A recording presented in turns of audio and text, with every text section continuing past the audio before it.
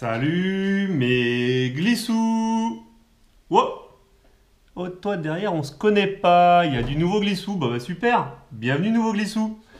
Allez, on se retrouve aujourd'hui pour une nouvelle vidéo, on a troqué le canapé pour la table pour pouvoir bien taper du poing parce qu'on est très en colère. Oups, la GoPro.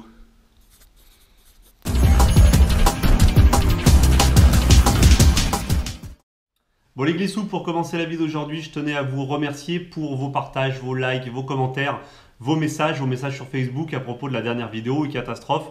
Ça fait plaisir de vous sentir concernés, mes glissous. On traîne pas plus aujourd'hui, on enchaîne tout de suite sur la vidéo FFV, FFVL. Les origines du mal. Essayez d'être un petit peu plus concis. Je sais que ça a été un petit peu compliqué. Il y en a certains qui ont frôlé le malaise. Il y en a qui ont eu des neurones qui ont grillé en cours de route.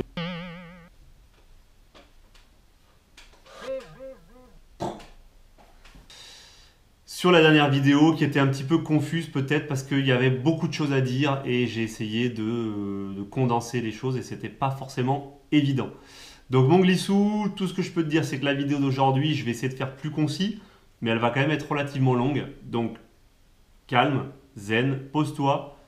Laisse le Red Bull de côté, va prendre un petit verre d'eau, une petite bière, pose-toi tranquille dans ton canapé et on va pouvoir du coup discuter peinard de ce sujet FFV, FFVL.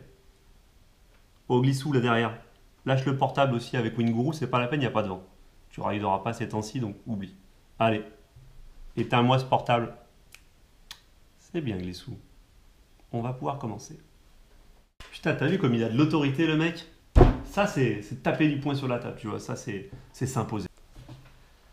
Bon, ça y est, t'es bien installé ? Posé ? Tranquille, t'es sûr ? Allez, et ben c'est parti pour le sommaire, mon glissou.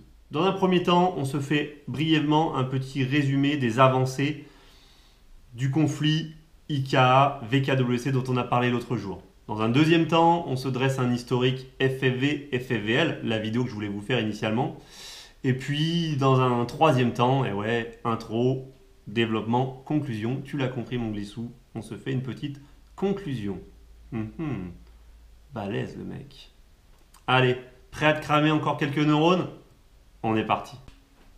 Alors, mon glissou, la première chose que je peux te dire par rapport à cette situation IKA-VWKC dont on a parlé dans la vidéo IKA-Catastrophe, c'est que ça part en sucette, mon glissou. Mais vraiment, ça part en sucette. C'est le bordel, c'est le beans, c'est le bazar, c'est... Je trouve même plus les mots tellement c'est le bordel.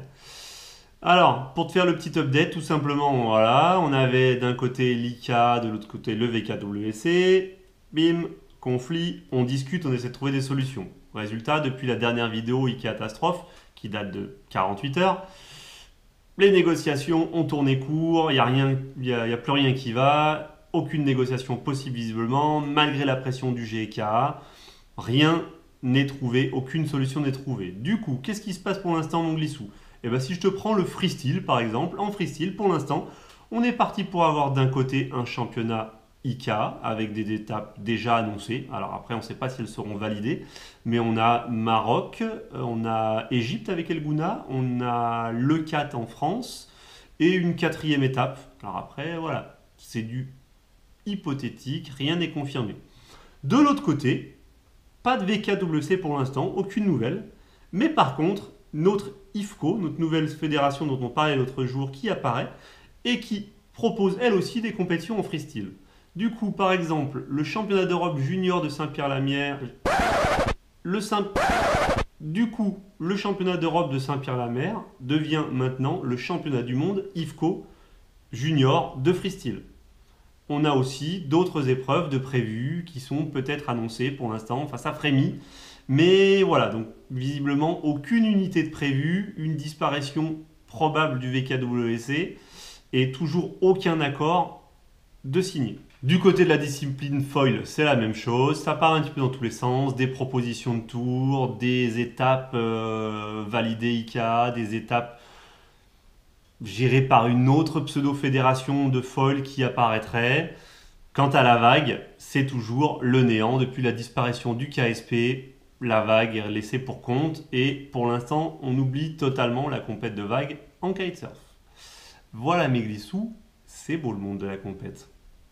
Donc en gros, il ne faut pas se leurrer, pour résumer la situation, le kitesurfer et donc vous, moi, en tant que kitesurfer, on passe pour des guignols, des kékés des plages qui n'arrivent pas à se décider et qui font de la compétition sans faire de la compétition.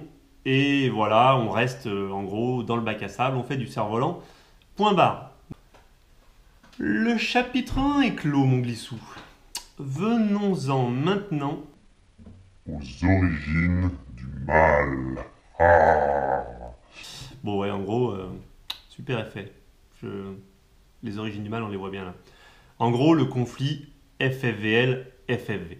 Donc mon glissou, pour pas se perdre, on va simplifier les choses, mais on va essayer de le faire de manière à ce que ça soit très perceptible. En gros, imagine le kitesurf à ses débuts, voilà, c'est un sport qui est proposé, il y a 2-3 mecs qui en font sur les plages, et puis tout de suite, forcément, ça commence à intéresser, ça se développe, et comme tout sport, comme toute activité sportive, le sport va devoir se fédérer. Le kitesurf, c'est une pratique de glisse qui se fait à l'époque sur l'eau, donc du coup, tout de suite, il y a le côté FFV, tiens, est-ce que c'est un sport qui serait du domaine du nautisme de la voile? Et puis il y a aussi le côté glisse tracté, cerf-volant, parapente, traction, milieu à risque, qui du coup dépend plutôt de la FFVL. Le kitesurf est ballotté entre les deux, mais c'est naturellement la FFVL qui reprend le bébé et qui va aider à le développer, alors que la FFV à l'époque ne manifeste pas spécialement d'intérêt pour le kitesurf, voire même elle fait clairement savoir qu'elle ne saurait pas trop quoi en faire, en plus du windsurf qu'elle a déjà et qu'elle a un peu du mal à gérer. Voilà, donc du coup la FFVL, Fédération Française de Vol Libre, qui gère le parapente, le boomerang, etc., se met à développer le kitesurf et à essayer de le fédérer. Alors non sans mal, mon glissou, bien entendu, puisque le kitesurf c'est un sport loisir, c'est un sport liberté, et du coup on a beaucoup de mal au sein de la FFVL à fédérer justement, puisque voilà, le glissou à la base, il se dit mais pourquoi prendre une licence? Moi j'ai envie d'être peinard sur mon spot. Qu'est-ce que vous me faites chier à vouloir me fédérer ce sport? Laissez-moi tranquille. Alors certes, ça pouvait être compréhensible au départ, on était sur les prémices de ce sport, sauf que le sport s'est développé, de plus en plus de pratiquants, donc de plus en plus besoin d'espace. Le matériel n'était pas spécifiquement sécuritaire à l'époque, ils étaient même plutôt dangereux au tout début, donc des accidents, donc de la recherche à faire, des négociations à faire avec les pouvoirs publics pour pouvoir pérenniser l'activité du sport, donc toute une mission qu'a suivi à la lettre la FFVL. J'en perds ma voix, ça doit être l'émotion. Merci la FFVL, j'en verse une petite larme. Bon, trêve de plaisanterie. Voilà, l'émotion est toujours très grande. Ah, j'ai un chat dans la gorge ou quoi, bordel? Bon. Donc la FFVL assure sa mission et développe le kitesurf. La FFV reste de son côté et ne manifeste pas spécialement d'intérêt pour le kitesurf. Le processus continue, le kite se développe, la FFVL continue ses avancées en termes de création de sportifs de haut niveau, de pôles d'excellence, de pôles d'entraînement, etc. D'autant que, mon glissou, et c'est là où on rejoint notre vidéo catastrophe et que tu vas comprendre pourquoi ce conflit FFV-FFVL, c'est les origines du mal. Le kitesurf se développant, il y a tout de suite des rêves d'olympisme. Il y a des rêves de grandeur pour le kitesurf, et qui dit grandeur pour le kitesurf dit un modèle économique jusque-là fragile qui va grossir et qui peut rapporter des gros sous à gauche, à droite. Du côté de la FFV, on est un petit peu en perte de vitesse, déficit de windsurfer, puisque le windsurf est vraiment en perte de vitesse, donc manque de licenciés, manque de moyens, et donc récupérer la manne kitesurf, c'est récupérer des moyens. Et là, comme je le disais dans la vidéo e-catastrophe, l'ICA, avec l'ISAF, décide de récupérer le kitesurf au niveau international.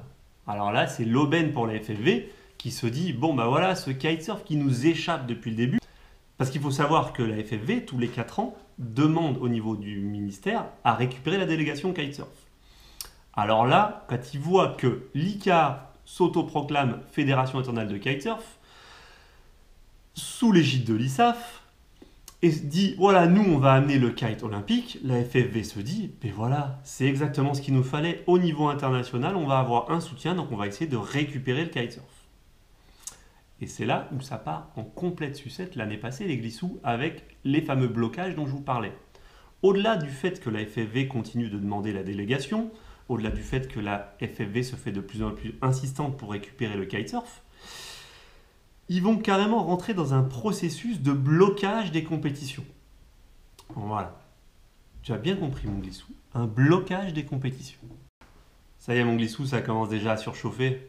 C'est vrai que moi aussi, là, je commence à prendre un petit coup de Red Bull, si tu veux, pour tenir jusqu'au bout. Alors, pourquoi un blocage des compétitions et comment c'est possible? On repart de nos deux entités, FFVL et FFV. La FFV veut récupérer le kitesurf en France et donc du coup pouvoir s'imposer. L'ISAF, qui est donc la Fédération de voile internationale, donc à laquelle est liée la FFV, crée l'ICA pour gérer le kitesurf. On est d'accord, je l'ai précisé dans l'e-catastrophe, elle a demandé l'avis à personne, elle est arrivée, elle a dit les gars, le kite c'est moi.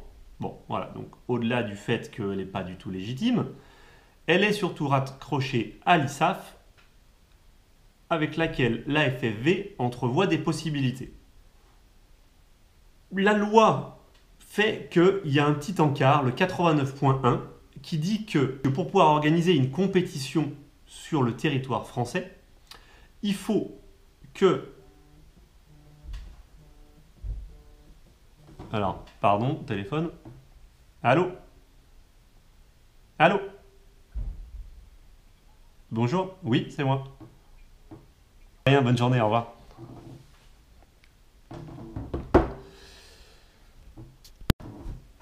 Donc ce point 89.1, il stipule que pour organiser une compétition qui soit reconnue par l'organisation ICA, il faut qu'elle soit validée par le membre sur place de l'organisation ISAF. Vous l'avez compris, qui est lié à l'ISAF en France? La FFV. Donc vous l'avez compris, ce règlement 89.1, déjà le premier problème, c'est sa légitimité. Selon quels critères doit-on accepter en France que l'ICA régit le kitesurf? Nous, la fédération qui s'en occupe en France, c'est la FFVL. Selon quel principe elle doit forcément allégeance à cette fédération autoproclamée qu'est l'ICA? Donc ça, c'est le premier point. Cependant, pour faire avancer les choses, et parce que la Fédération française de vol libre souhaitait aller dans le bon sens et favoriser ses riders, favoriser les possibilités de podium et permettre à ses athlètes de faire des résultats et donc de représenter la France, la FFVL a tenté de demander l'accord à la FFV, a tenté une collaboration en demandant à la FFV tout simplement de signer ces accords pour que les compétitions internationales puissent avoir lieu sur le territoire français. Donc là on parle du mondial du vent le 4 qui était une manche des championnats du monde, VKWC, et puis on parle aussi du FestiKite qui devait être les championnats du monde de foil. Et ben voilà, dans le conflit, bien entendu, qu'est-ce qui s'est passé? Vous avez vu que c'était le bordel au niveau international, que personne n'arrivait à s'entendre. Devinez quoi? Qu'est-ce qui s'est passé en France? Eh ben pareil, gros bordel, personne n'arrive à s'entendre. Putain, on est bon pour discuter, des sacrés négociateurs, on est des fins négociateurs. Hein. Ouais, il y a du boulot à mon avis. Bref, du coup, la FFV a fait la sourde oreille. Ah bon, mais comment ça? Mais nous n'avons pas à donner notre avis, nous ne sommes pas concernés. Eh ben si, Coco, parce que la loi 89.1, elle stipule que en tant que représentant de l'ISAF sur le territoire, c'est toi qui dois donner ton accord. Donc si tu le fais pas, implicitement, tu interdis les compétitions. Vous l'avez compris, la FFV a continué à faire la sourde oreille, les compétitions étaient annulées. Merci, tout le monde remballe, tout le monde rentre chez soi.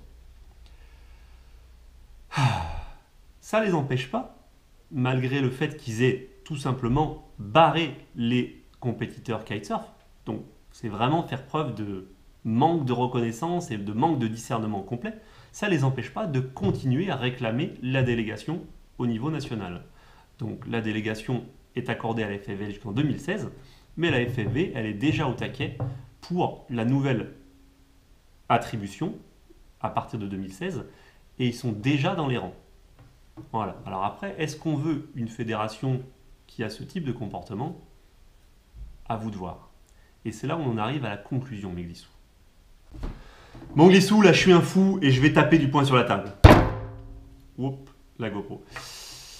C'est là où, mon glissou, en conclusion, moi je vais te dire une chose bien claire. Le mec il est là, il fait autoritaire et tout, putain, il y a le message qui passe là. Tout ce que je viens de dire, ça n'est que mon avis, mon interprétation des choses et tu as tout à fait le droit d'avoir un avis différent. D'ailleurs, je t'invite, mon glissou, à laisser tes avis en commentaire en dessous de la vidéo. Vous êtes beaucoup à avoir liké, commenté, partagé la vidéo, mais un petit peu de manière diverse sur Facebook, sur Twitter, etc. Ce qui fait qu'on a du mal à suivre un petit peu la discussion. Poste un petit commentaire en dessous avec ton point de vue, éventuellement tes solutions, et on va pouvoir avoir un vrai débat. Parce que l'idée de cette vidéo aussi, c'est pas que je parle tout seul. J'aime bien me regarder parler. Bon, c'est vrai que j'ai un profil gauche sympa, profil droit sympa. Mais j'aime bien aussi connaître ton avis, échanger. C'est ce qu'on fait à l'école avec nos élèves parce qu'ils rentrent dans le milieu du kite et on essaie de les tenir informés de la globalité du kitesurf, pas que du côté loisir, tout est beau, tout est joli. Et c'est ce pourquoi j'ai créé cette chaîne, c'est pour pouvoir vraiment interagir avec toi. Donc mon glissou, je compte sur toi. Si jamais je t'avais un petit peu assommé, n'hésite pas à prendre un petit coup de Red Bull, tu vas voir, pour écrire les commentaires, ça rebooste. Donc moi, tout ce que j'ai à te dire, mon glissou, c'est que la FFVL, elle a fait du bon boulot jusqu'à maintenant et il y a plein de choses qui ont été créées, qui ont été, on va dire, arrêtées, qui ont été stabilisées. On a gardé des spots qui auraient pu être fermés. On a créé des pôles pour les jeunes et on a vraiment des jeunes qui maintenant peuvent s'entraîner, avoir des objectifs, avoir des entraîneurs. Il y a un diplôme d'État qui a été créé. Voilà, enfin plein d'actions, même s'il y a aussi certaines choses, j'en parlerai dans un autre vlog un petit peu plus tard, qui sont à mon avis des mauvaises pistes, des mauvaises orientations prises par la FFVL. Mais c'est normal, on ne peut pas avoir tout bon sur tout. Mais globalement, ils ont fait leur boulot et ils ont amené le kite là où il en est aujourd'hui. À côté de ça, mon glissou, je te parlerai de la spécificité du kitesurf. Autant le kitesurf au début, effectivement, on pouvait dire, bon, bah, y a un côté nautisme qui ressemble, qui a trait à la FFV. Du coup, d'où le fait qu'il puisse réclamer sa filiation. Mais aujourd'hui, le kite, mon glissou, réfléchis bien à ta pratique kite. Tu peux en faire sur l'eau, tu peux en faire sur terre, tu peux en faire sur neige. On a même des mecs qui en font sur la glace. On a même des mecs un peu moins sérieux qui en font sur des parkings en roller. Bref, est-ce que le kite est vraiment une activité uniquement de nautisme?